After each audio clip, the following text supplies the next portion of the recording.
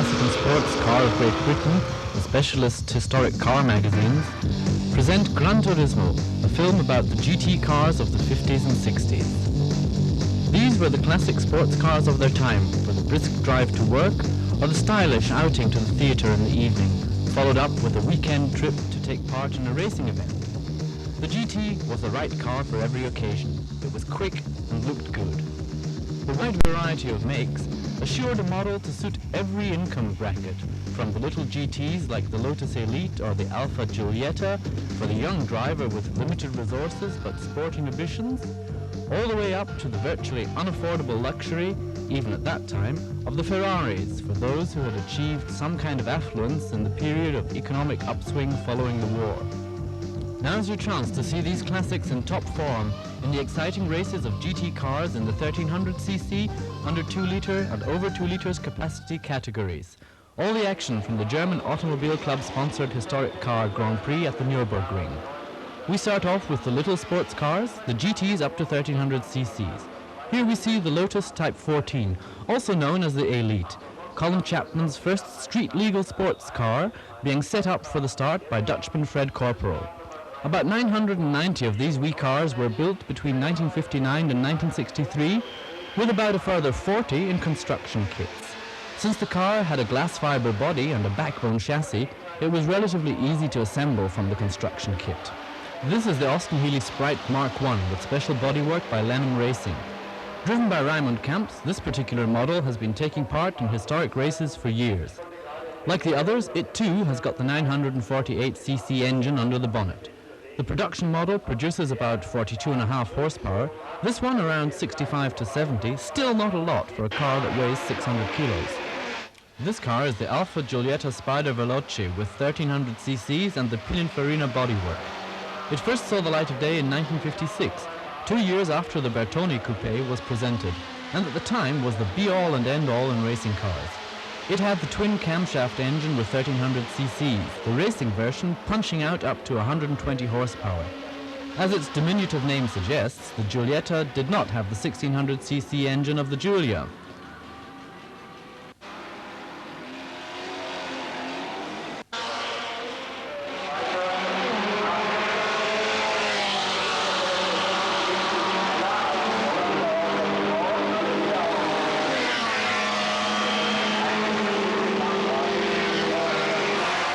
Here, Kuoni Vasser in his Scuderia del Portello Giulietta SZ makes way for the 1960 Alfa Romeo 1300 Sprint Speciale with the stunning Bertone steel bodywork.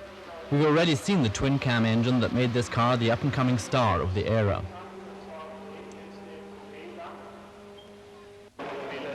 And here's another Sprint Veloce with the Bertone Coupe bodywork, again with the 1300cc engine, also dating from 1956. This one is being driven by vintage enthusiast Dieter Perschbacher.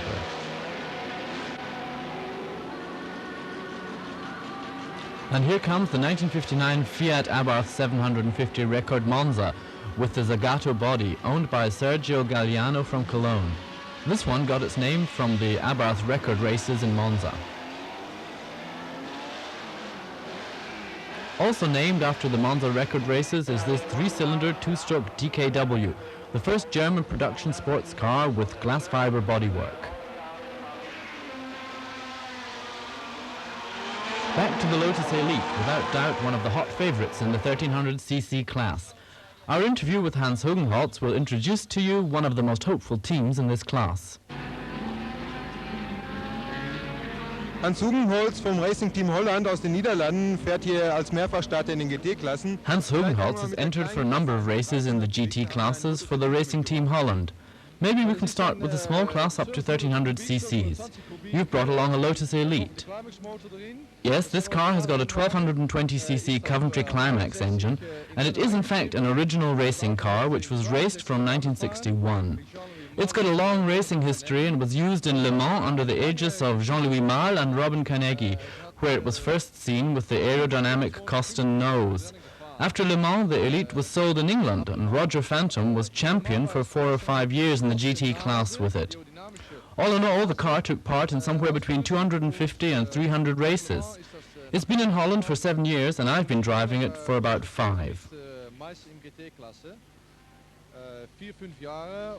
Das Auto ist schon 7 Jahre in Holland. Und ich fahre es die letzten 4,5 oder 5 Jahre. Ja.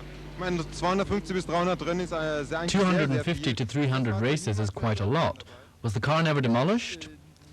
It was never completely demolished, although both the front and back ends have been seriously damaged. I completely reconstructed the car 2 years ago. The Elite hasn't got a traditional chassis, being made entirely of glass fiber, and has to be restored from time to time, otherwise it just falls to pieces. Der Wagen läuft der problemlos oder? Is the car running well, or are there any problems? We haven't got any problems at the moment. We've had a lot of trouble this year with the engine and the gearbox, but it's running really well now. It's in super condition, very easy to drive, brakes well, and the road holding is terrific. At the moment, it couldn't be better. And here at the Nürburgring, I've been laying down faster times than ever before. If I can't pull it off this time, I'm never going to beat Tommy Brorson. He's my main rival. The clouds are gathering. I believe you're not averse to driving in wet conditions. Would it be to your advantage if we were to have a heavy shower? Sure, that would be right up my street. I really like driving in the rain, and I'm a bit quicker then than the others. And on top of that, with the Elite being so light, it's a dream to drive in the rain. So yes, I am hoping for a spot of rain. Pity for the crowd here, but for me it would be ideal. We wish you the best of luck. In this event, featuring the small GTs, there are 29 cars in the field. The first 7 grid positions are taken exclusively by Lotus Elites, impressive testimony to their predominance in this class. Pole position is taken by Hans Hugenholtz, who had the best time in practice. A mere 0.2 of a second behind him, probably his most serious rival, Tommy Brorson from Sweden in car number 381, the White Elite. Some of the drivers in the following positions put in much slower times. The assembly line-like array of elites is finally broken by Willi Eppli from Switzerland in his Alfa Giulietta Sprint Zagato in position number 8. Next to him is an open Ginetta G4 number 410. The Lenham Sprite follows in 14th position, and the Alfa Romeo Sprint Speciale is in position 20. At the back of the field we find another 2 rare specimens, the DKW Monza and the little Renault Alpine A106, belonging to the first series produced by Renault in Dieppe. Naturally, we'll be keeping an eye on these cars in the race too. The drivers have to cover 10 laps on the Grand Prix circuit, driving in 2 stages, final positions being decided by adding together the times of each stage. We want to show these classic sports cars in action, not give a documentary report on the actual race, so we've picked out some of the highlights for you. Any minute now, the drivers can expect to be off. Then we'll see whether one of the Alphas might not just manage to sneak in amongst the serried ranks of Lotus Elites.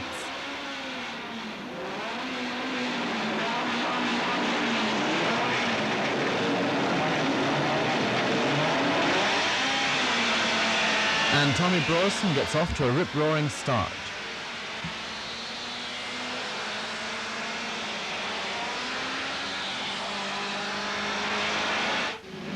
And indeed, Brorson in the White Elite succeeds in snatching the lead from under Hugenholtz's nose.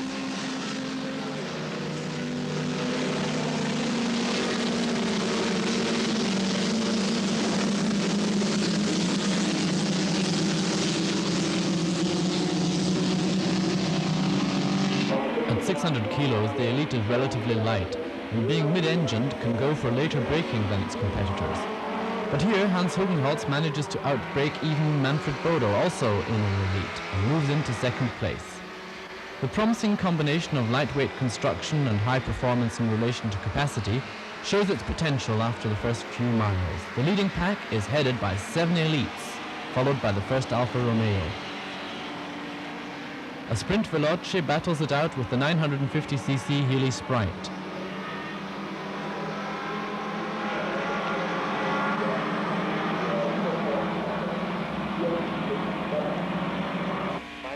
Tommy Brorson has already put some distance between himself and his pursuers.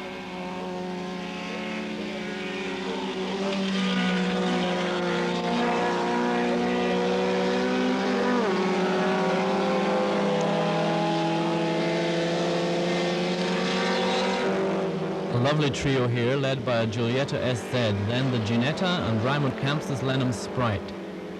then an Elite and the Alpha SS and SZ.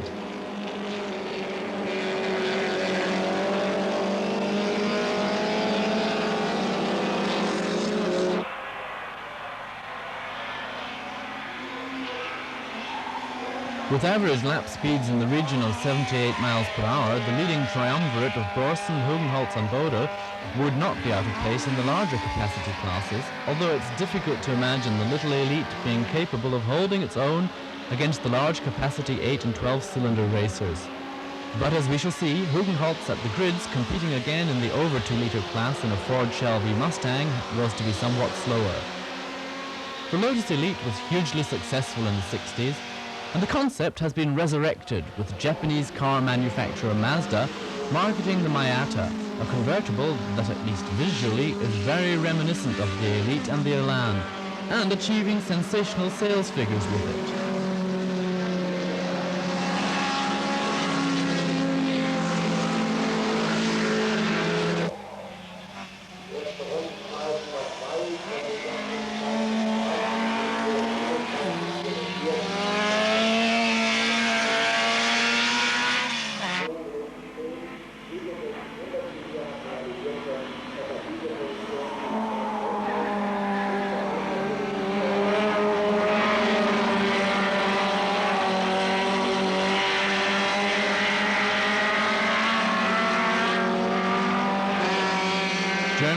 Hot on the heels of the Lotus in his Ginetta. This too is powered by the 948cc Healy 4-cylinder engine producing around 65 horsepower. The Ginetta was built by the Wauchlet brothers in England.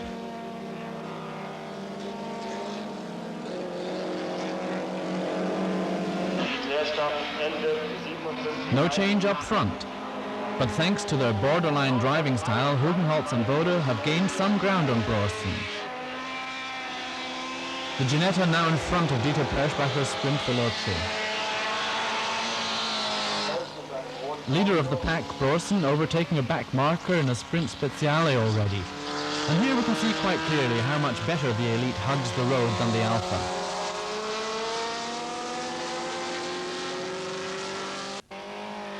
The Lenham looks really fast in this duel. Then a group with the DKW Monza, followed by Italy's Daniele Casalini in the light blue Frog-Eye.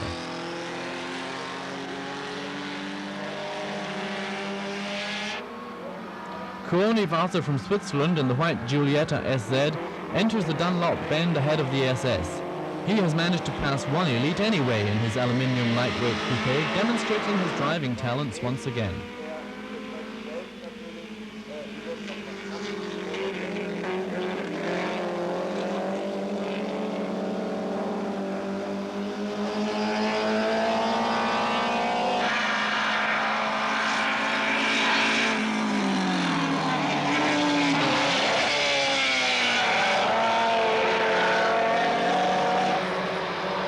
Car number 376, the DKW Monza, is pretty far down the field. The DKW reveals the shortcomings of its chassis on the bends, losing contact on its inside wheel.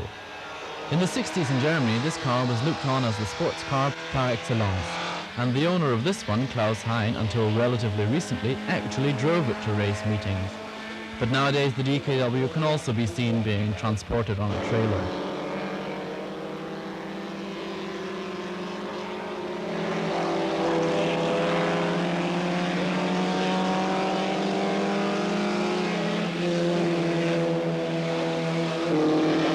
There's a particularly rare bird in this field, the 1957 Renault Alpine A106.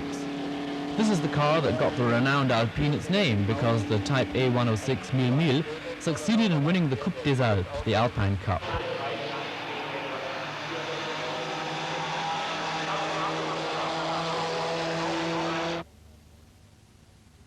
The first cars were put together by Jean Revel, initially using the chassis setup taken over from the Citroën 4CV. The engines ranged from the production 4-cylinder with 747 cc's, producing about 27 horsepower, up to the tuned 998 cc with 60 horsepower. Even back then it was available with a 5-speed gearbox. It was an incredibly lightweight car, never actually exceeding 500 kilograms. As a result, they were really pretty quick and competitive, aided as they were by the homemade aerodynamic form.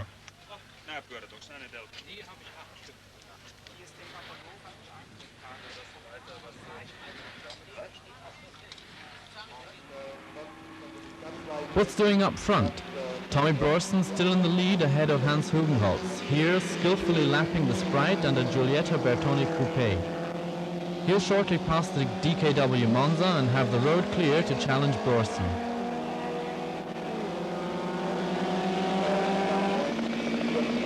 The little Alpine laps number 408, a Giulietta SZ with the 1300cc engine. The beautifully shaped bodywork is by Zagato.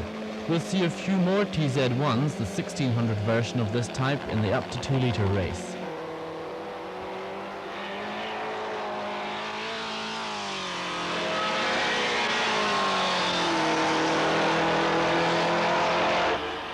Reinhard Strobel going wide in his Spider Veloce. Let's push forward to the leading pack now on the decisive last lap. Brorsen enters the Dunlop bend first, about 3 seconds in front of Hugenholtz with his dashing driving style.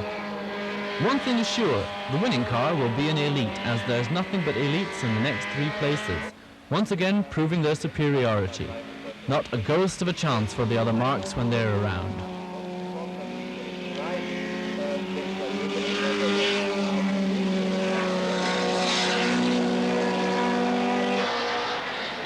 And Hugenholtz is very close and is actually given the flag just in front of Brorsen.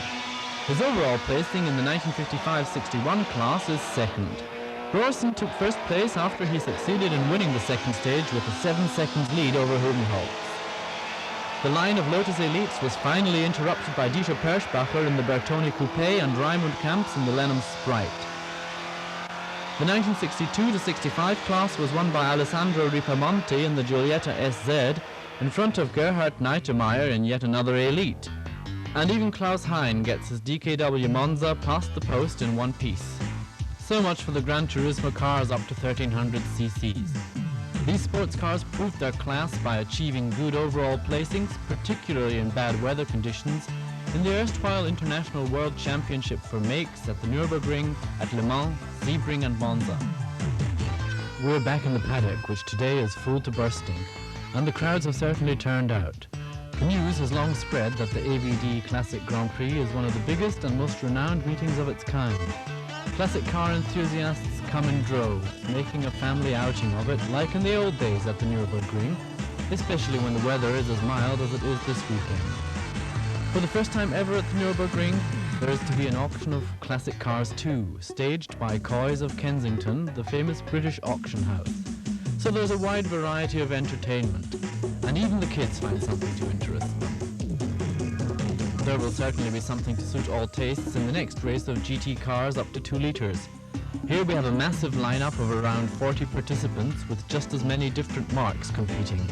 Alfa Romeos, Lotus Elans, MGs, TVRs, Volvos, Oscars, Elvas, and of course the classic German presence in the form of the Porsche 356. As always, Knebel Motorsport are taking part with a number of Porsches. This 1960 Type B has Manfred Knebel himself at the helm. It's a 1600cc Carrera, a lightweight construction car with aluminium doors. Further features of this car are the sliding bearing engine with 4 King post-driven camshafts. This engine was originally developed in 1954 by Dr. Fuhrmann of Porsche for the 550 Spider. The road version has 115 horsepower, the racing version produces 135 horsepower at 8,500 RPM. The main competition for the numerous 356 Porsches is going to come from the Alfa Romeo TZs. TZ stands for Tubulare Zagato, referring to the Zagato tubular frame. It is equipped with a 4-cylinder 1600cc inline engine with 2 Weber twin carburetors. There were only about 100 of this type built. They were specially prepared for racing by Auto Delta in Italy and were often used particularly in long-distance races with great success. The Alfa 1900 SS may look heavy, but thanks to the touring Superleggera design, only actually weighs 950 kilograms. It has a 4-cylinder engine with a capacity of 1,978 cc's, producing around 115 horsepower in the production model. It goes without saying that the performance of this one has been boosted to around 145 HP.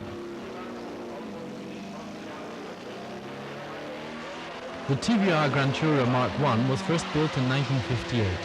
The tubular frame of the Gran Tourer, designed by Trevor Wilkinson, was encased in a glass fibre body and fitted according to customers' wishes, either with a Ford, Coventry Climax or MGA engine. At the start of the 60s, John Turner developed a new chassis with a longer wheelbase for the Gran Tourer Mark III, which is what we see here. Originally, the MGA engine and transmission were used, and then in 1963 they switched to the more powerful 97 horsepower 1.8-litre MGB unit. While the Lotus Elite was unbeatable in the 1300cc class, GT racing in the under 2-litre class was dominated by the Lotus Elan. Lotus expert Freddie Kumschik explains why.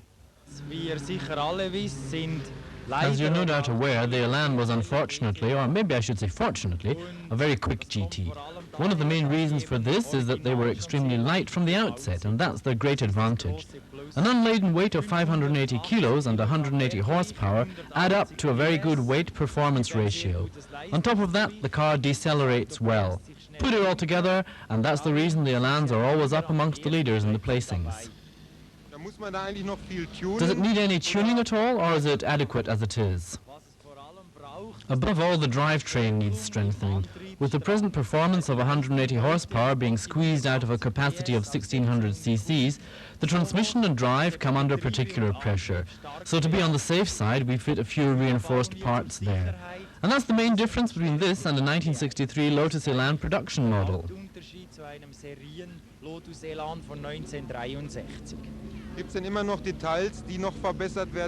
Are there still details requiring attention or further thought? We're always looking for ways to improve it, but luckily the regulations set limits to what you can do, and that's something I'm totally in favor of. So the brake assembly and the engine mountings are still the originals and will continue to be. Naturally, you can always squeeze a few horsepower more out of the engine, but that's about all.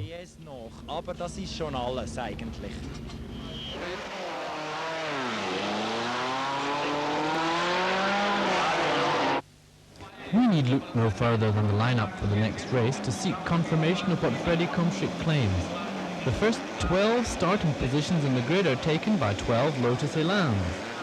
Then follow, not in any particular order, 5 Tubolare Zagatos, the monotony here being broken by Wolf Zarhage's TVR Gran Tourer, the Elva Courier, then Jürgen Meyer in the 356. This one's a speedster, with an MGB directly behind it, next to Uwe Schaper in the only Volvo, a P1800. The last third of the lineup has a number of 356 Porsches, TVRs, MGAs and MGBs, as well as the Alfa Romeo 1900C Sprint Speciales. Kumschik's racing team has Peter Oberkirchner and Heiner Oetli in their black and yellow Elans in 4th and 8th positions. It's only right that Italy's Maurizio Innocenti should be in pole position with his superb time of 2 minutes 2.24 seconds in practice, an average speed of just over 83 miles per hour. Second in practice was Philip Harper from France, a good 3 seconds behind him. In third place, Thomas Henderson from Sweden. And off they go, this field of over 40 cars, with Michael Knebel striving to catch up a few places by taking to the grass.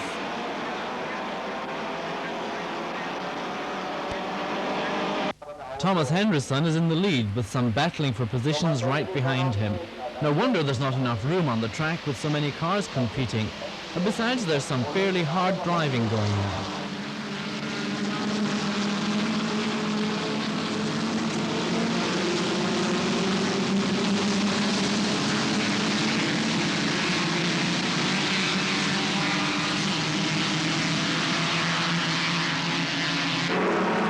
Henderson has succeeded in pulling away a bit, followed by the rest of the Elans. The first non-Lotus is the Elva Courier, followed by, who would have thought it, an MGB. They're not rated as being particularly racy, so the Brits have it all to themselves. Then comes Jürgen Meyer's Porsche Speedster, chased by a Tubolare Zagato and the Volvo P1800.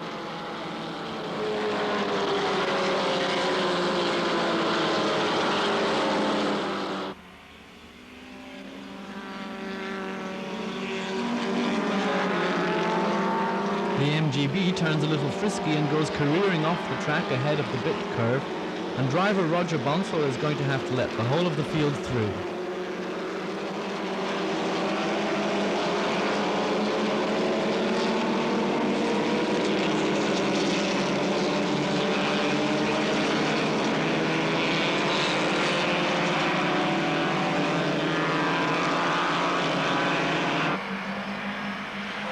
Not a well-matched pair, the Porsche Speedster and the Lotus Elan. Under normal circumstances, Thomas Lippe would be up with the leaders, but he seems to be in difficulties here.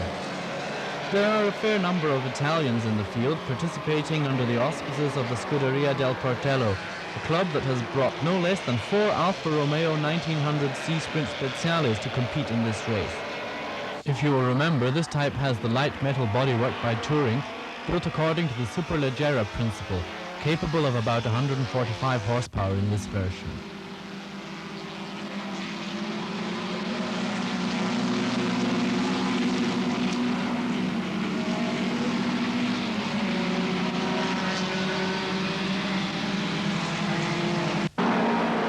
At the exit from the Dunlop bend, the Nürburgring's extensive runoff areas come in handy.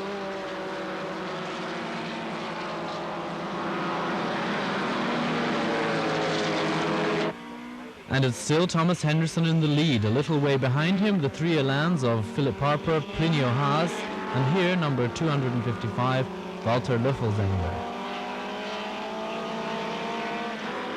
Then a fairly large gap and a whole assortment of cars. Elans, Volvo, TVRs, TZ1s, and a pack of 356s, none of them giving an inch.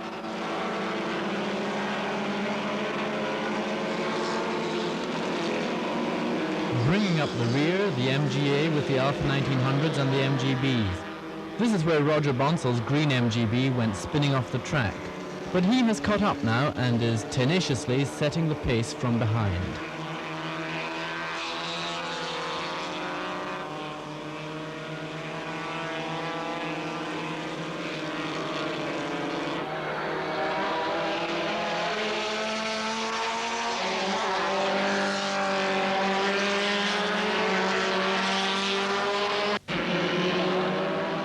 This Elva Courier is something of a pearl in this field.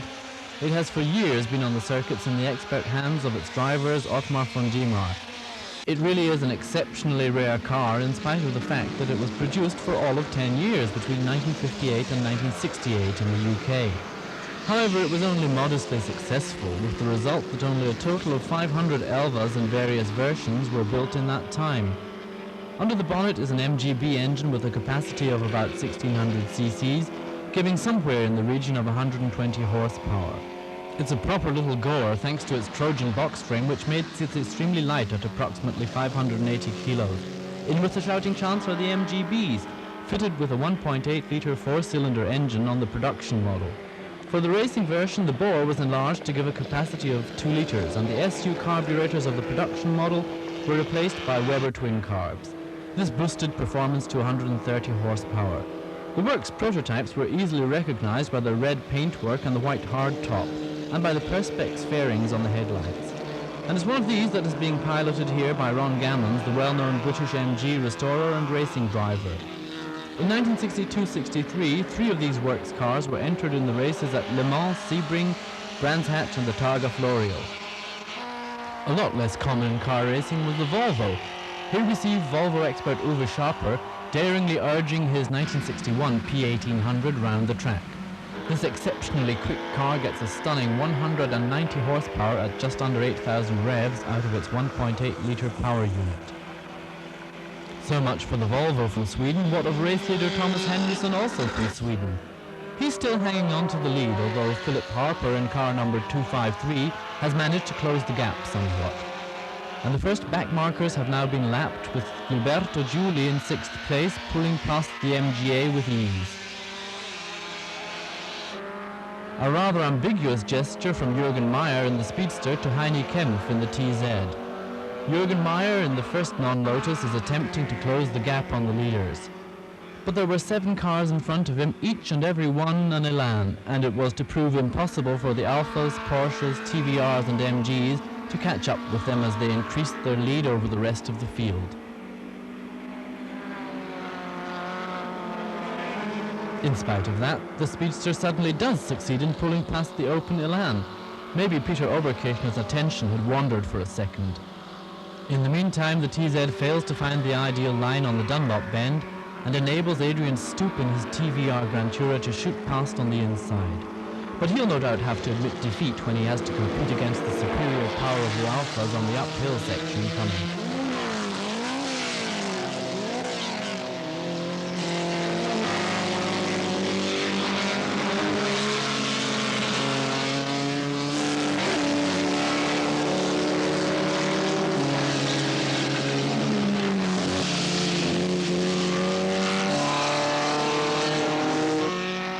Thomas Henderson is now thundering towards the start and finish line on his last lap.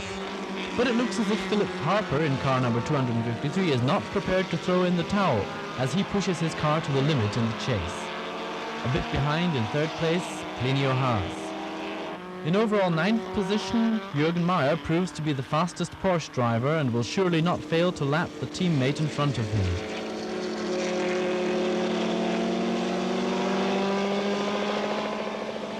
Roger Bonsall, driving the unexpectedly quick MGB, takes 12th place. If he only hadn't spun off the track early on, we would probably be seeing him further up the field. The other two MGBs, however, are well behind, trailing by a lap.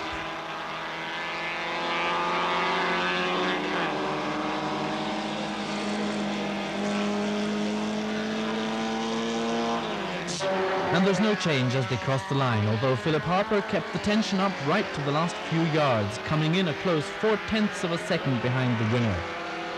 Plinio Haas trails by 9 seconds to come in third, followed by another two Elans.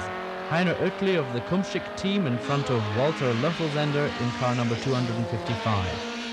Heini Kempfer in the TZ1 comes in front of the Porsche to gain the honor of being the best non-Lotus driver. This TZ1 number 244 is the proud possession of Michel Prey, who imported it from the States, where he maintains the best specimens are still to be found. The first stage of this GT class took place in ideal conditions, but a sudden heavy rain shower made things rather difficult for the drivers in the second stage.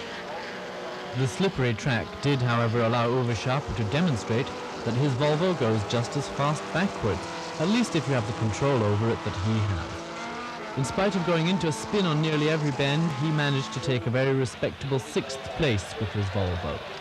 Under these appalling weather conditions, the rather tail-heavy Porsches proved to be particularly slippery customers. But they're not the only ones, for even the all-powerful Elans suddenly start to get a little flustered, and Thomas Henderson goes walkabout on the Ford bend. Ultimately, he was disqualified, and that was the end of him. This is no picnic, especially for the drivers of the open-top cars. The Volvo just manages to make the entry into the Dunlop bend, but the TZ after it goes shooting off the track, making extensive use of the runoff area, which is luckily just as extensive. And then it's Heiner Oettli's turn. His teammate Peter Oberkirchner is not far behind, and in the end, the entire Kumschik team decide to hold a tea party at the side of the track. Others will be joining them. But there was one driver who kept his nerve in spite of the daunting conditions, taking full advantage of his superior driving skills. And that was Jürgen Meyer, who sailed past one Elan after another in his speedster, leaving them not a ghost of a chance in a superb ride. Happily, the weather turned again to smile on the crowd at the Nürburgring, and it turned out to be no more than an isolated shower. While we wait for the stars of the show, the over 2-liter GTs, to take the stage, let's go back to the paddock.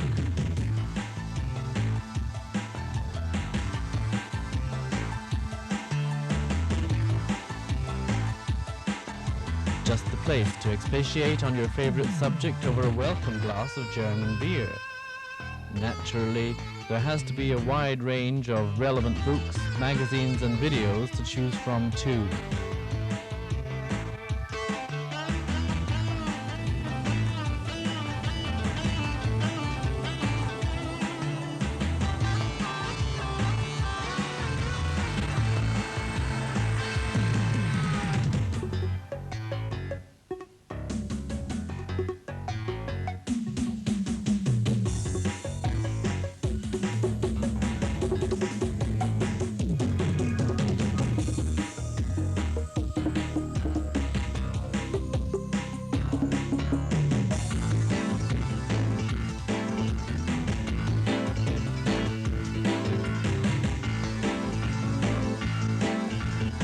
better vantage point, you could go one better.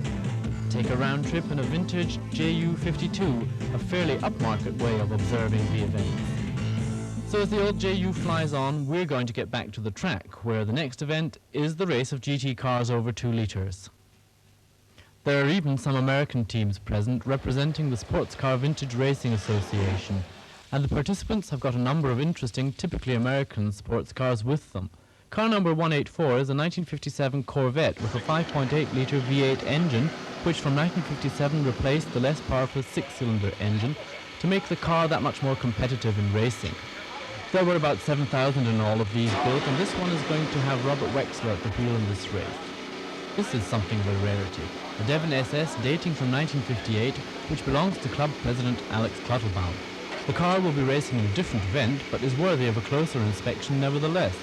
Lack of funds resulted in only 10 of these Devon SSs being built by designer Mr. Devon in California. He not only designed the car, but was also responsible for most of the chassis parts. In his day, the Devon SS was quite a sophisticated affair with its Didion rear axle and its interior ventilated disc brakes. It got its power from a 5.4-litre V8 Chevy engine that produced about 425 horsepower, fed by one solitary Holley carburetor. Also in the possession of the SVRA is this 1966 Stingray. We spoke to its driver, Richard Taylor.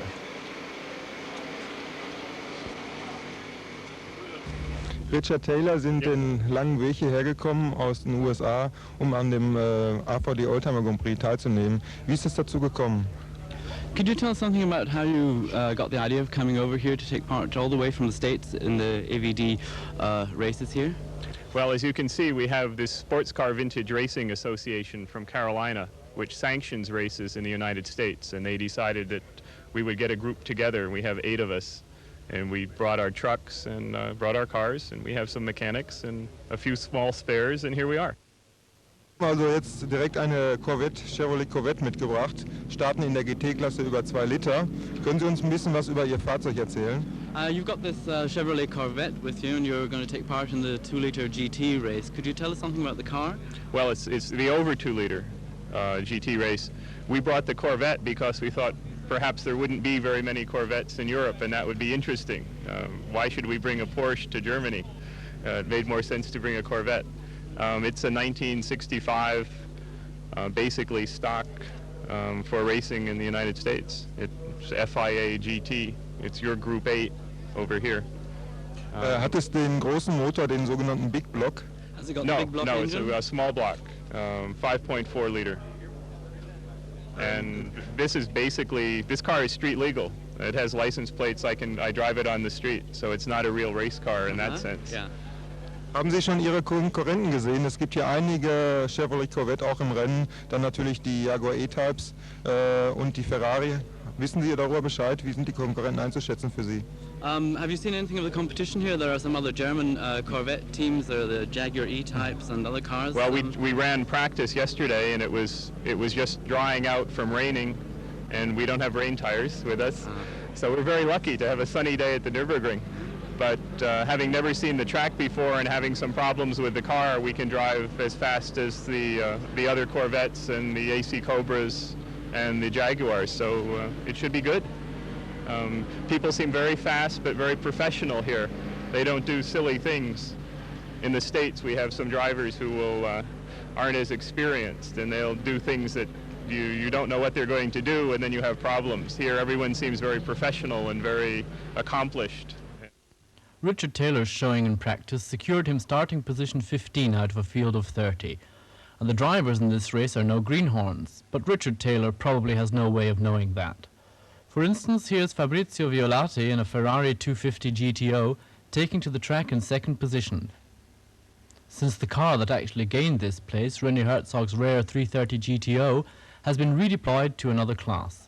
And first and foremost, once again in pole position in his brawny AC Cobra with which he has dominated this class for years, Dr. Rolf Viersen. Not to mention Arthur Haas in the fast Stingray Corvette in position 4 and Hein Gericke in yet another AC Cobra.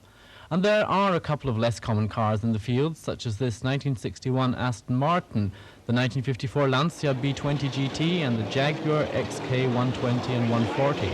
None of which, however, stands any chance of finishing up front. and this field of beauties gets underway. Also taking part are the 3.8-litre E-types, a whole battery of 250 GT short wheelbase Ferraris, Ford Shelby Mustangs, Triumph TR2s and TR4s, and of course the Austin Healey 3 litres. This is going to be worth waiting for.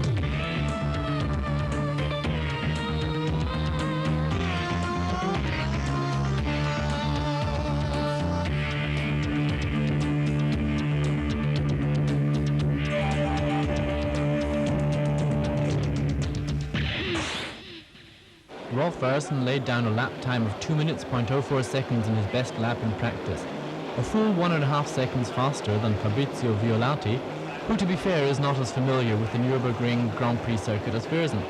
There's no doubt about it, their showing at the start is going to be crucial, and whoever gets to the Castro Bend first stands a good chance of staying ahead.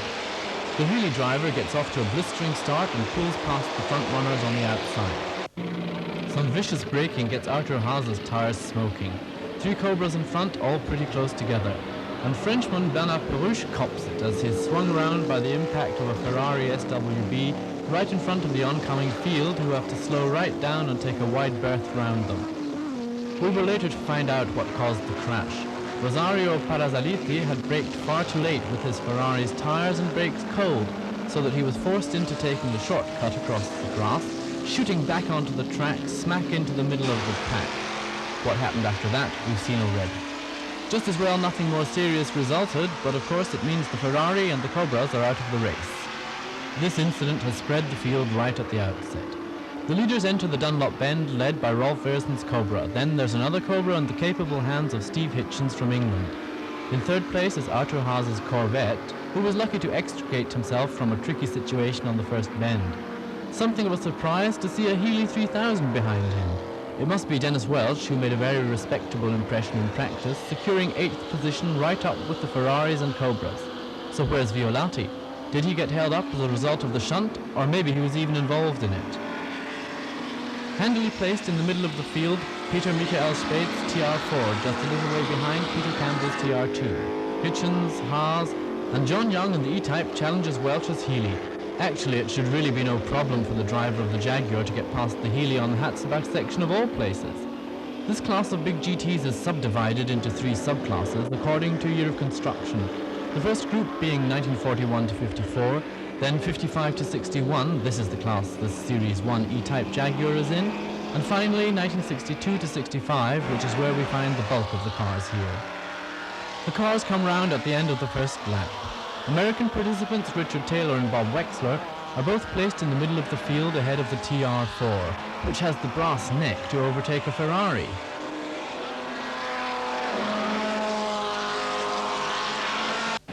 Dr. Versen in his gutsy Cobra has been able to shake off the rest of the pursuers, driving at an average lap speed of just over 81 miles per hour. As a point of interest, the much less powerful Lotus Elans were equally quick in the last race. which just goes to show that they would indeed have been in with a chance of victory in this race too.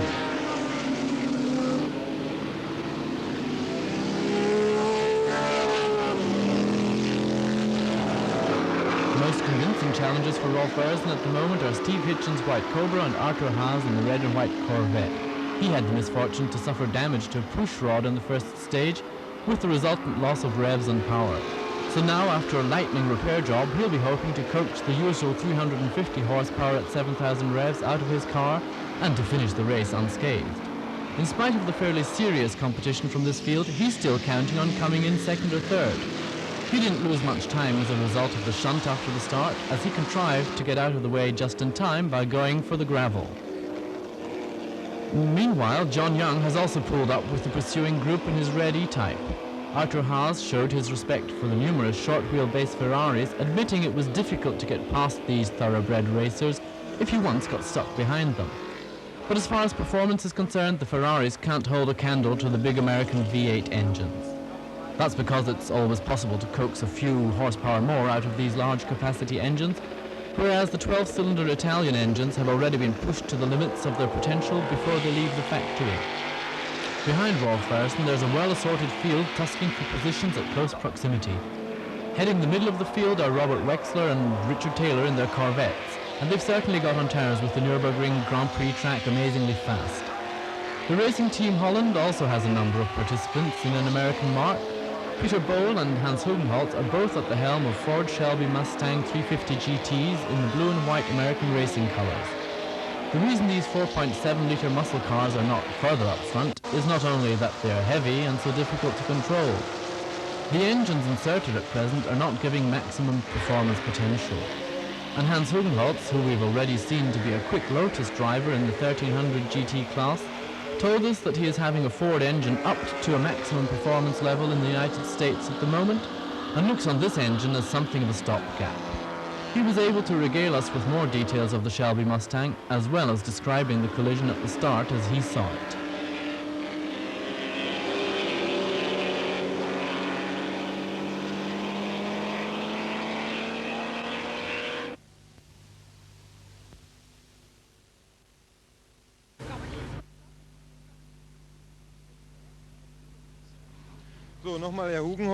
Hans Hugenholtz again.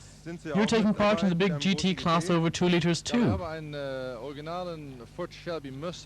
Yes, we've got an original Ford Shelby Mustang 350 GT with us. This is an American muscle car with a 4.7-litre V8 engine. We ran this car in the Coppa d'Italia in April. It's big and heavy, quite a different kettle of fish from the Lotus Elite or Ferrari. It's very powerful and it's a terrific car. But there are handling problems with it, aren't there? No, but we have done some work on it, and it's easier to drive now. Like I said, it's big and heavy, and you have to use the whole width of the track, but the road holding has vastly improved. Are there other ways of getting the weight down apart from stripping the interior, as we can see you've done on this one? Not really. The homologation defines what you can take out, and there's not a lot more you can do. What we have to do is get more performance out of the engine. It's not really quite prepared for racing. It's a rally engine, the one we used at the Coppa d'Italia, and gives around 360 horsepower. We've got a new engine being built in the States right now, which will have about 425 horsepower. That's an increase of 65 HP, and we really need that to mix with the front runners. What did the collision look like from the driver's seat?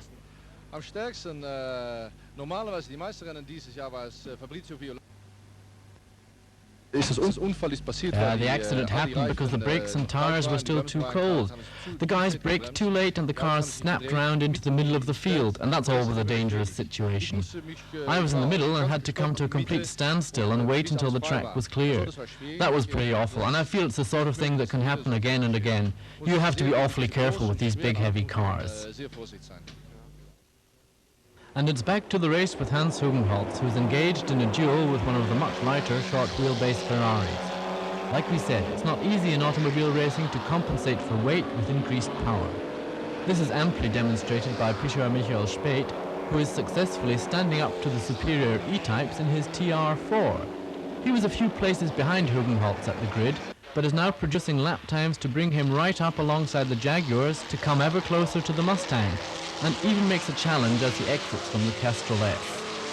All he has under the bonnet is a long-stroke four-cylinder, originally with 102 horsepower, maybe up to somewhere between 120 and 150 horsepower in the racing version, and a rigid axle, arguably more suited to racing purposes than the IRS, the independent rear-wheel suspension that was later used.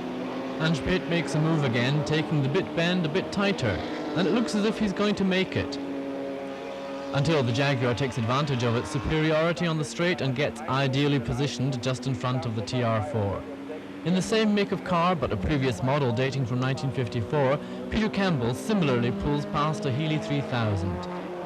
The TR2 is a genuine 50s roadster and is fitted with the same 2.2-litre four-cylinder power unit as the TR4. The much more luxurious Aston Martin makes no secret of the fact that it's not quite as much at home on the racing track. The standard model was definitely conceived more as a sporty GT, but it is still quick, and although it's running out of steam, or rather oil, bravely struggles on to the finish. After that, it needs a bit of a rest and has to give the next race a miss. And it's still Versen's Cobra in the lead.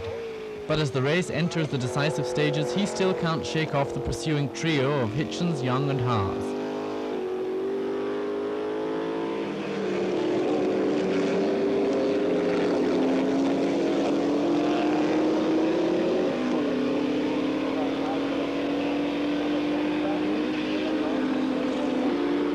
And here comes Fabrizio Violati in his seriously deconstructed 250 GTO. You will remember that he too was involved in the early close encounter, and that cost him a lot of valuable time. But he has now managed to fight his way back up among the first 10. On the 7th of 10 laps, Atto Haas lays down the quickest lap time and sees an opening and catches up with the Cobra in the lead. Behind them, another duel is taking place as Steve Hitchens and the Cobra makes his bid to take the silver 250 GT driven by Frenchman André Bailly immediately before the Römer bend. Well-known collector Lindsay Owen-Jones is at the wheel of number 178, another Ferrari 250 GT whose bodywork has also been structurally altered in this race.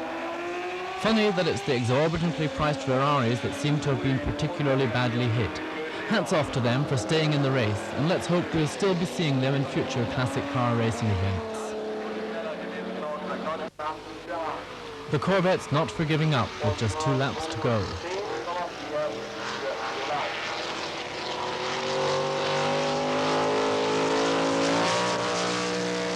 The Cobra and Ferrari charging neck and neck into the Castrol S. Hitchens is better placed on the inside, and Bailly's a little too quick and goes spinning off the track, much to the delight of Hein Gericke in the black Cobra, who now moves up into 4th place. And Bailly even has to let Young's E-Type through too. There's no way he can make good this loss of time so close to the end of the race. We'll just stick with the leaders.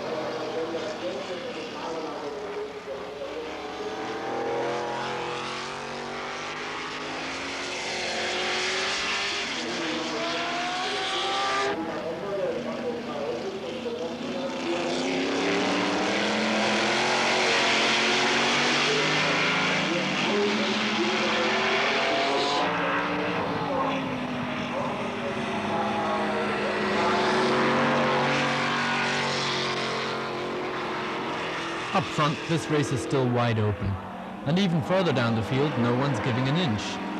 In spite of some pretty hard driving, the TR4 just can't get past the 3 E-Types, but they can't shake him off either. Behind him is Archibald von Wagner in another short wheelbase Ferrari. Peter Campbell in the TR2 now has to make way for the quick Cobra. No problem passing back markers on this lovely wide stretch. All alone in 5th place, Fabrizio Violati, driving for the Italian Campidoglio Motori team. After this race, he'll be handing over a power of work to his spanner men.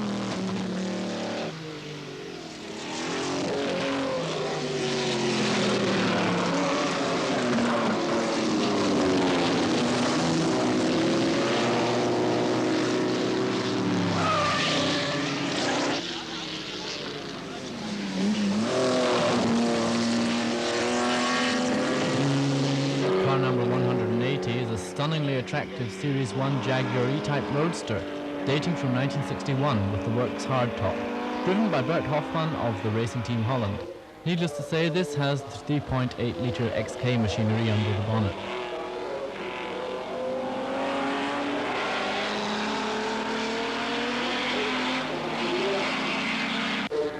And here come the leaders in the distance. Arthur Haas hurtling down the Hatzenbach. Peter Bowles-Shelby prefers to take this last lap at a more dignified pace.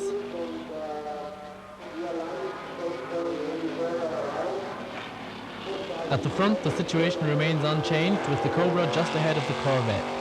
Haas has not much time left if he wants to get past Versen. Closely followed by two more block-busting 8-cylinders, as we can hear. Gericke will have to make his move now too if he wants to make third place.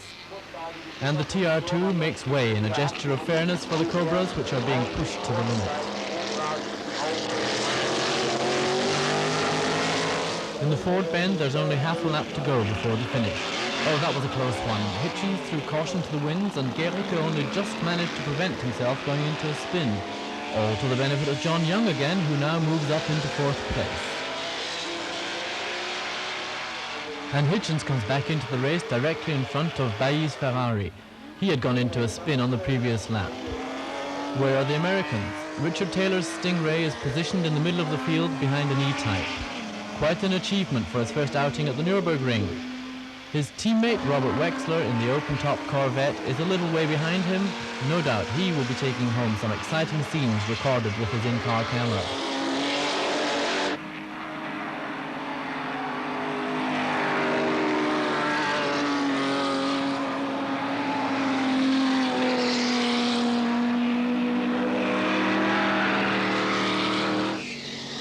The final 2 kilometers and the Cobra comes round first, still going strong. Then some back markers and the pursuing pack unchanged.